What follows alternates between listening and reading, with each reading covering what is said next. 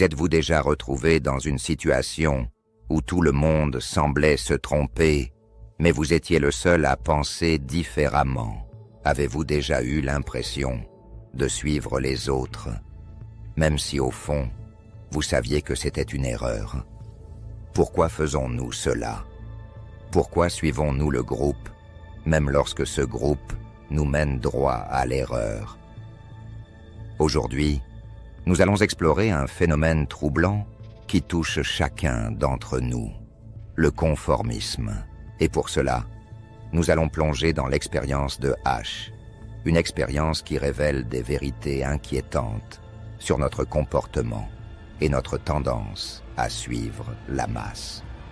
Ce que vous allez découvrir pourrait bien changer votre vision de vous-même et des autres. En 1951, Solomon Asch, un psychologue, a mené une expérience qui semble, à première vue, très simple. Il voulait tester la capacité des individus à juger correctement la longueur de ligne tracée sur une feuille de papier. Mais en réalité, il cherchait à comprendre un phénomène bien plus profond. La manière dont la pression du groupe influence nos décisions. Dans cette vidéo, vous allez découvrir comment et pourquoi nous devenons des moutons dans certaines situations. À la fin de cette vidéo, vous comprendrez comment éviter de tomber dans les pièges du conformisme et comment renforcer votre esprit critique pour résister à la pression du groupe. Nous allons d'abord examiner l'expérience en détail, comprendre les mécanismes qui nous poussent à suivre le groupe et enfin voir comment nous pouvons apprendre à résister à cette influence invisible. Imaginez-vous dans une salle avec 7 autres personnes. Vous êtes tous assis autour d'une table, face à une feuille de papier avec une série de lignes. Une ligne de référence est affichée, ainsi que 3 autres lignes de différentes longueurs. Votre tâche est simple. Dire quelle ligne correspond à la longueur de la ligne de référence. Mais ce que vous ne savez pas, c'est que les 7 autres personnes dans la salle sont des complices de l'expérimentateur. Leur rôle est de donner, à plusieurs reprises, des réponses incorrectes, mais d'une manière totalement assurée. De votre côté, vous savez pertinemment que leur réponse est fausse. Pourtant, au fil du temps, la pression du groupe devient écrasante. C'est là que le dilemme commence. Allez-vous donner la bonne réponse, celle que vous voyez de vos propres yeux, ou allez-vous céder à la pression et suivre la majorité? Les résultats de cette expérience sont troublants. Sur 123 participants, 75% ont, à un moment donné une réponse incorrecte simplement parce que tout le monde dans la salle l'avait fait avant eux. Ce chiffre devrait nous faire réfléchir. Dans des situations banales, où la réponse est pourtant évidente, la majorité d'entre nous est prête à renier son propre jugement pour suivre le groupe. Mais pourquoi faisons-nous cela? Pourquoi préférons-nous suivre une erreur collective plutôt que de défendre notre propre vérité? L'une des réponses réside dans notre peur profondément ancrée de l'exclusion. En tant qu'êtres sociaux, nous avons une peur instinctive d'être rejetés par notre groupe.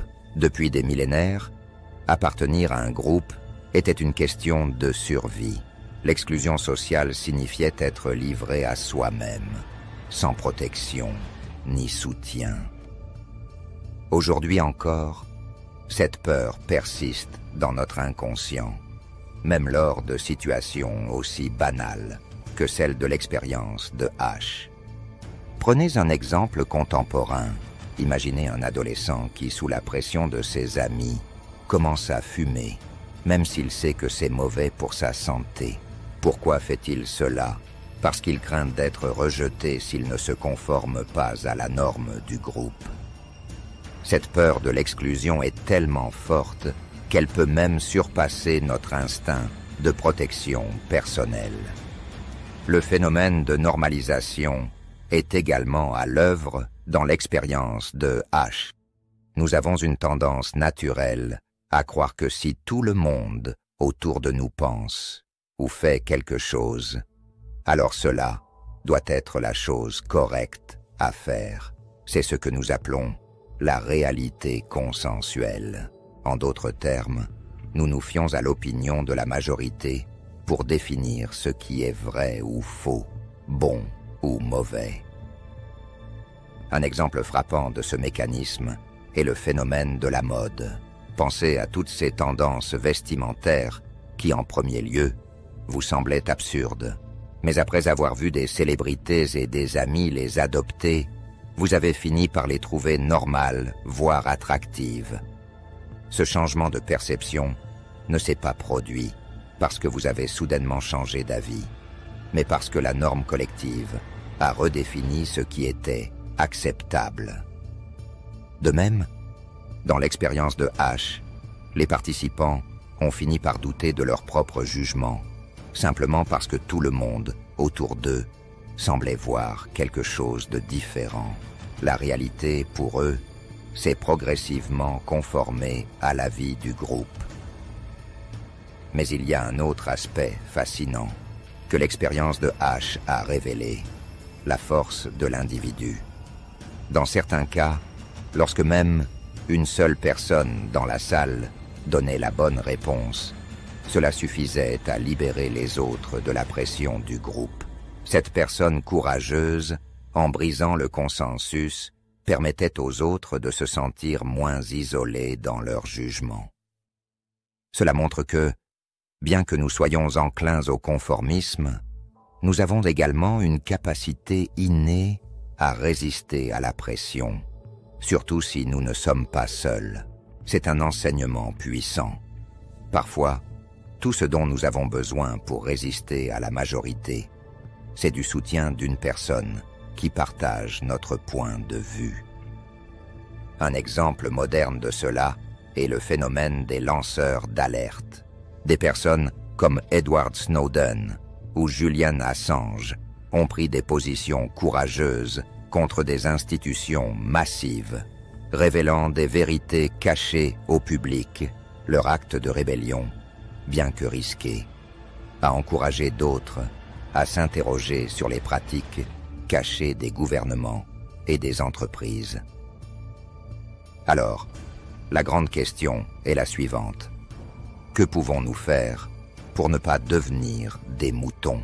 Est-il possible de résister à cette pression invisible qui, sans que nous nous en rendions compte, guide nos choix et nos actions?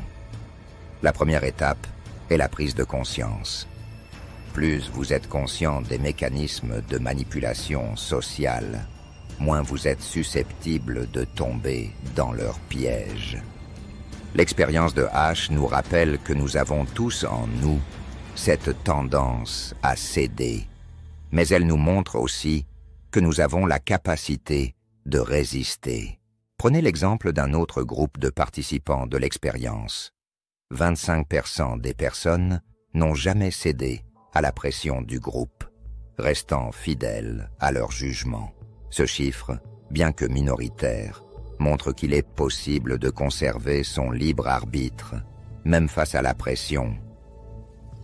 Deuxième étape, développer un esprit critique. Avant de suivre la foule, demandez-vous, est-ce vraiment ce que je pense? Est-ce vraiment ce que je veux? Ou suis-je simplement en train de me conformer? Bien souvent, nous agissons par réflexe, influencés par la majorité, sans prendre le temps d'analyser. L'esprit critique consiste à remettre en question ces automatismes, en réfléchissant à vos propres motivations. Vous pouvez discerner si vos choix sont vraiment les vôtres, ou simplement le reflet d'une pression sociale. Apprendre à vous questionner, c'est déjà la première étape pour penser par vous-même. L'expérience d'H révèle une vérité troublante. Nous sommes beaucoup plus influencés par les autres que nous ne le pensons. La pression du groupe peut nous pousser à nier ce que nous savons être vrai. simplement pour éviter le rejet ou le conflit. Mais cette expérience nous enseigne aussi qu'il est possible de résister, en étant conscient des mécanismes de manipulation sociale, en développant notre esprit critique et en cherchant le soutien d'autres personnes qui partagent notre vision. Nous pouvons éviter de devenir des moutons aveugles. Alors, la prochaine fois que vous serez face à une décision collective, prenez un instant pour réfléchir. Est-ce vraiment ce que vous pensez, ou êtes-vous simplement en train de vous conformer à l'opinion du groupe? Merci d'avoir regardé cette vidéo jusqu'au bout. N'oubliez pas de laisser un like et de vous abonner pour soutenir notre travail. Cela nous aide énormément. Et surtout, partagez vos réflexions et en commentaire. Vos points de vue comptent et nourrissent la réflexion collective.